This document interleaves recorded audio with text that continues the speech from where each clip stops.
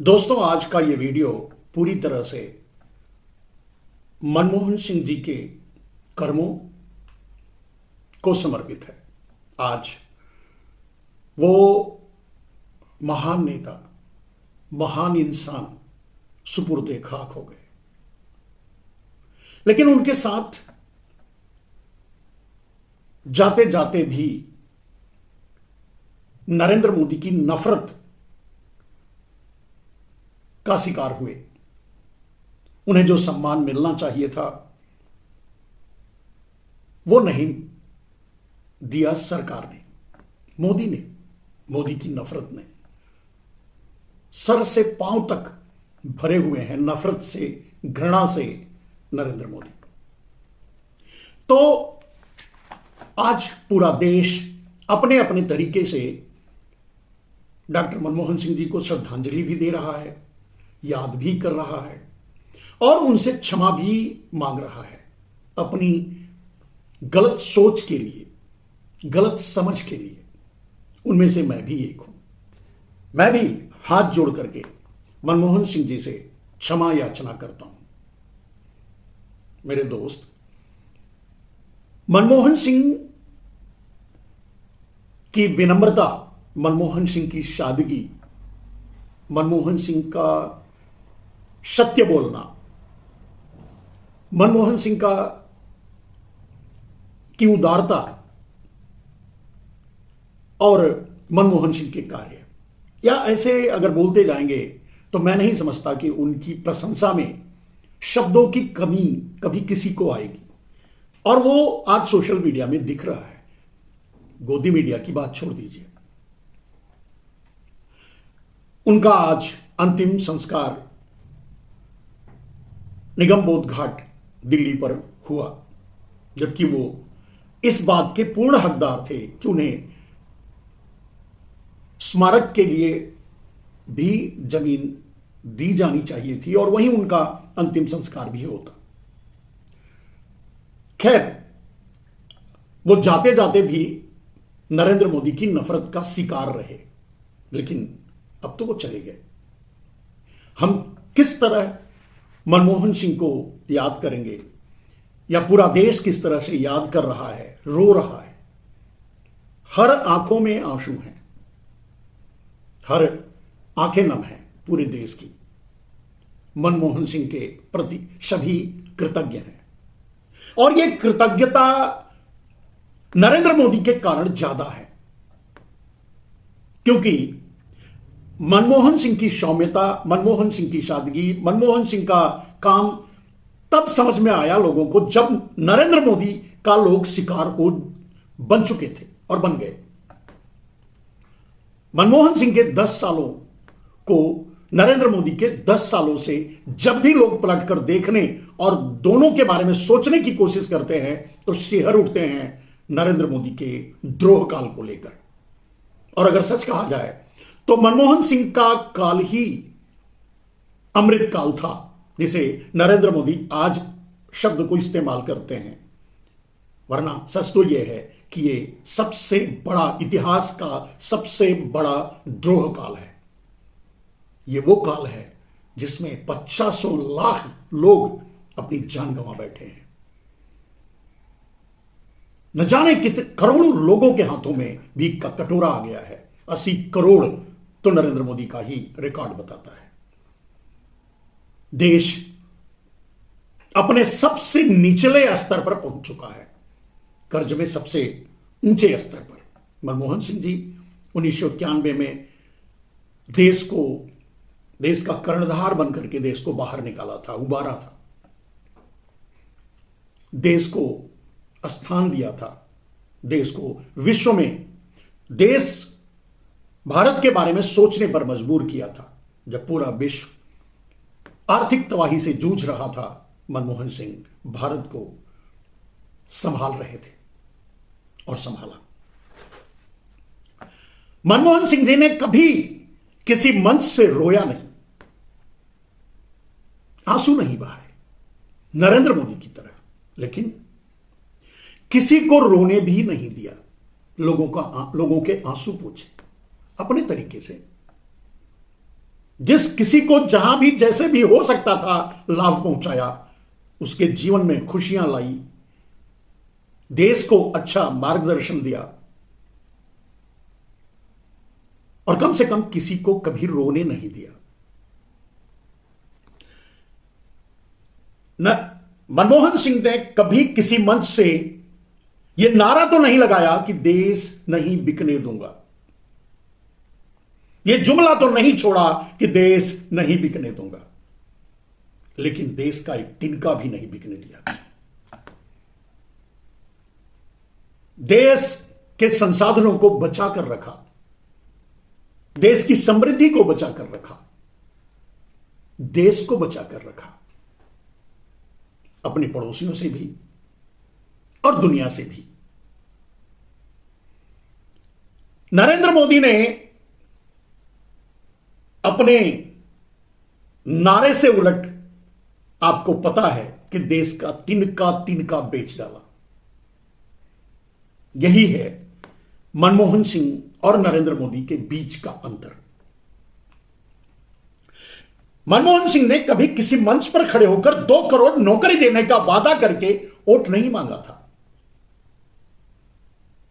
लेकिन उन्होंने किसी की नौकरियां छीनी नहीं, दी जो दे सकते थे। उन संसाधनों को बचा के रखा, उन इंफ्रास्ट्रक्चर को बचा के रखा, उन पीएसयूज को बचा के रखा जहां नौकरियां दी जा सकती थी, जैसे रेलवे, सरकारी विभाग या और जगह।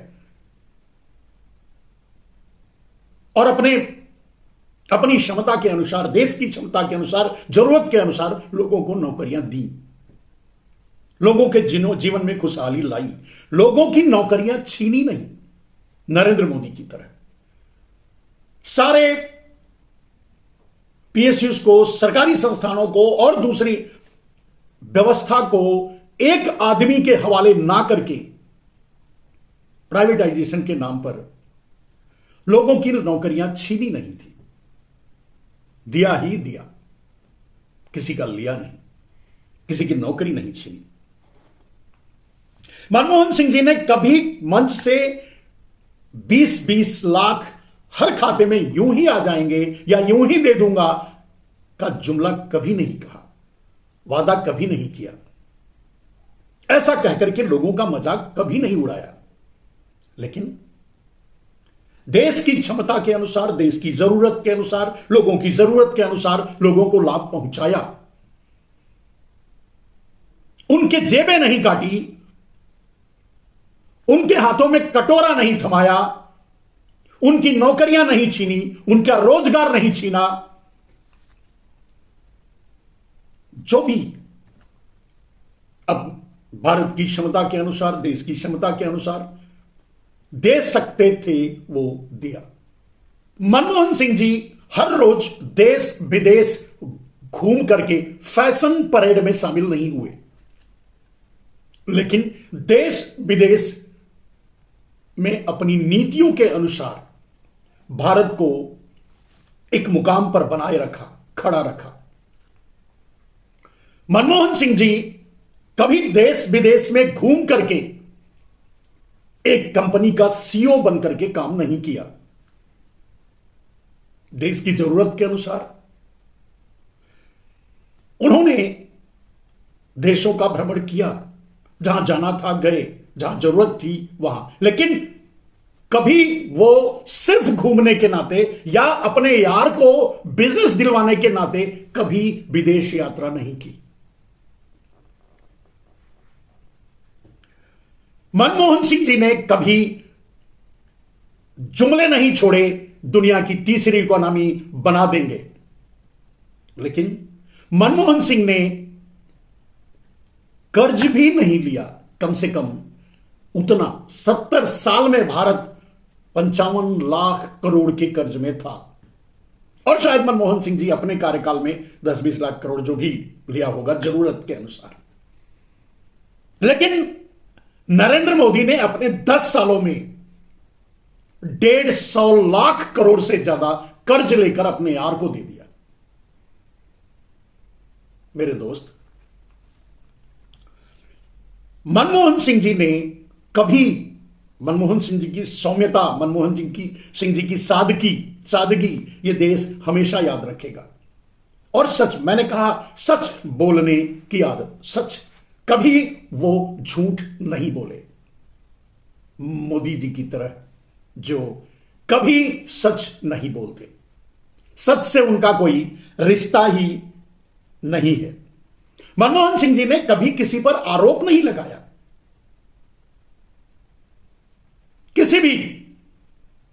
किसी के कार्यकाल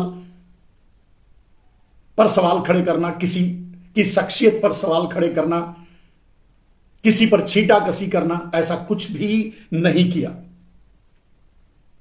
अपना काम अपने तरीके से देश को आगे ले जाने के लिए करते रहे, चुपचाप, बिना किसी पर आरोप लगाए। मनमोहन सिंह जी ने कभी किसी मंच से किसी को नहीं छोड़ूंगा, सबको जेल पहुंचा दूंगा, जीरो टॉलरेंस की बात या इस तरह के जुमलेबाजी कभी नहीं की।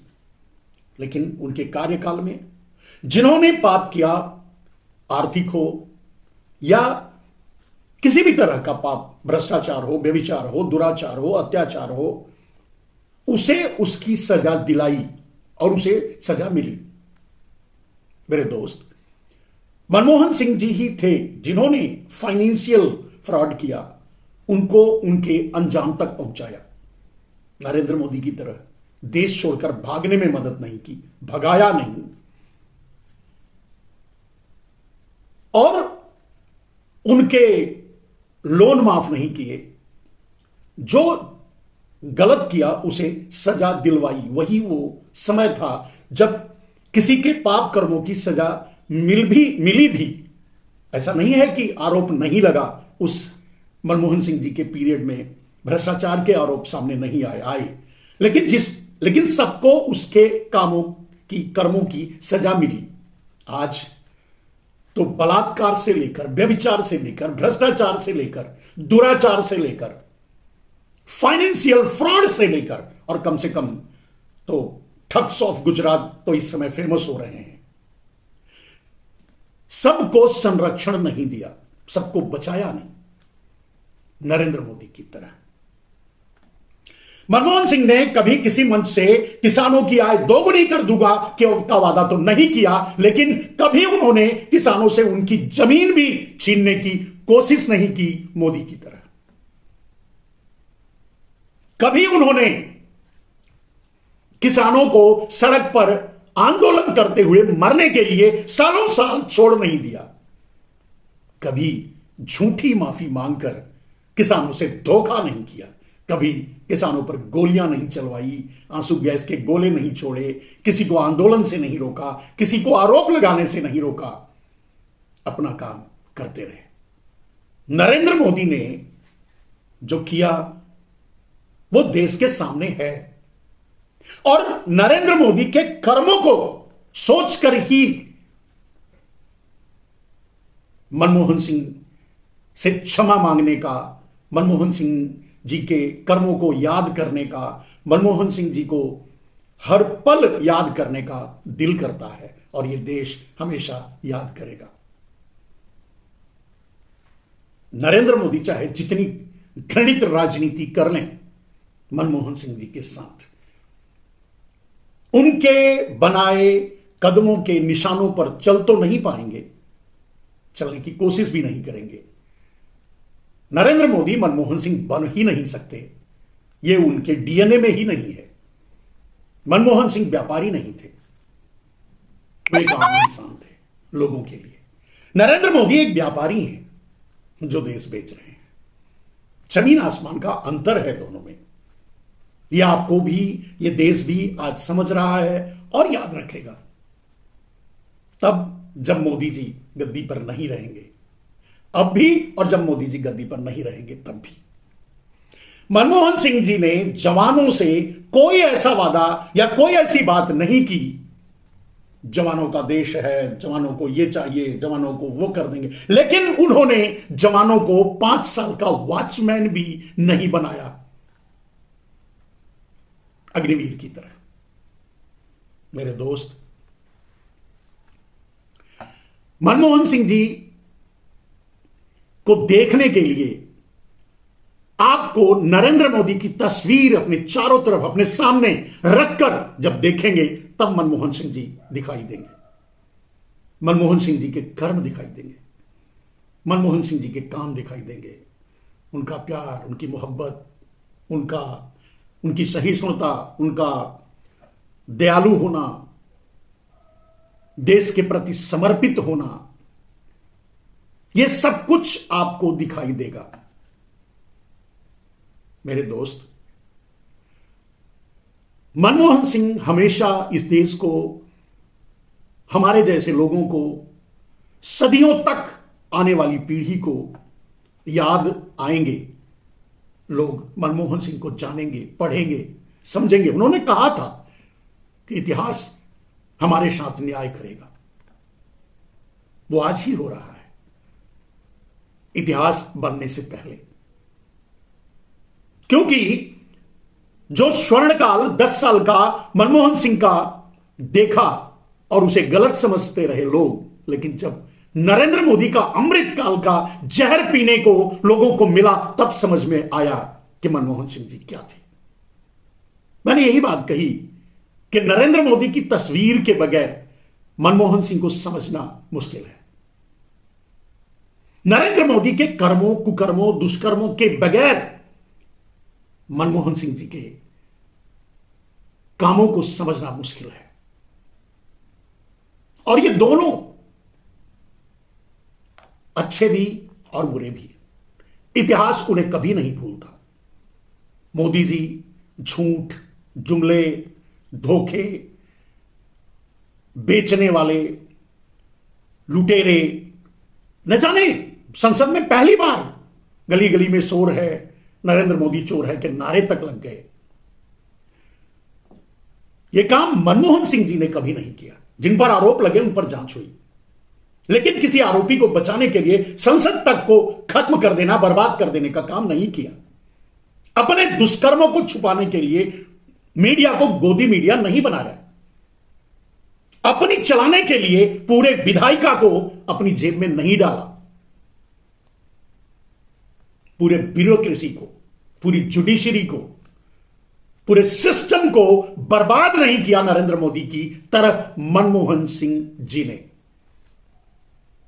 झेलते रहे लोगों को, लोकतंत्र को बचाए रखा, संविधान को बचाए रखा। कभी ने उन्होंने ये नहीं कहा किसी मंच से कि हम आरक्षण खत्म नहीं होने देंगे अपने रहते तक, लेकिन पीछे से आरक्षण को खत्म भी नहीं किया प्राइवेटाइजेशन के जरिए। अगर दोनों को एक एक शब्दों में कहा जाए, दोनों के बारे में बिना नरेंद्र मोदी के मनमोहन सिंह जी को याद करना और उनके कामों को समझना मुश्किल है। अगर कहा जाए तो एक सत्य थे तो एक असत्य। जहां मनमोहन सिंह कभी असत्य नहीं बोलते थे, वहीं नरेंद्र मोदी कभी सत्य नहीं बोलते। जहां मनमोहन सिंह जी के लिए, अपने दुश्मनों के लिए भी दिल में नफरत नहीं थी, वहां हर किसी व्यक्ति के लिए, यहां तक कि आज दिखा मनमोहन सिंह जी के लिए भी नरेंद्र मोदी के मन में नफरत है। वो इंसान सर से पांव तक जहरीला है, जहर से भरा है, नफरत से भरा है। उसका परिणाम आज की घटनाएं जो सोशल मीडिया से आपने जानी होगी और समझी होगी। फिर भी आज का पूरा वीडियो मनमोहन सिंह जी को याद करते हुए और उनके लिए समर्पित है। मेरे दोस्त, मैं कोई पत्रकार नहीं हूं, मैं कोई इतिहासकार भी नहीं हूं। हाँ, एक आम इंसान हूं और आम इंसान की तरह इस देश को के बारे में सोचता हूं, समझता हूं, समझने की कोशिश करता हूं और उसके अनुसार ही आप तक अपनी बातें पहुंचाने की कोशिश करता हूं। बाकी आप खुद निर्णय लेने में सक्षम हैं। देखिए, समझिए, इतिहास आपको भी याद रखेगा, आपके मौन को भी याद रखेगा और आपकी वाणी को भी। हां, देश निश्चय ही खतरे में है। जिम्मेदारी हर इंसान की है इसे बचाए, चाहे किसी भी तरह से।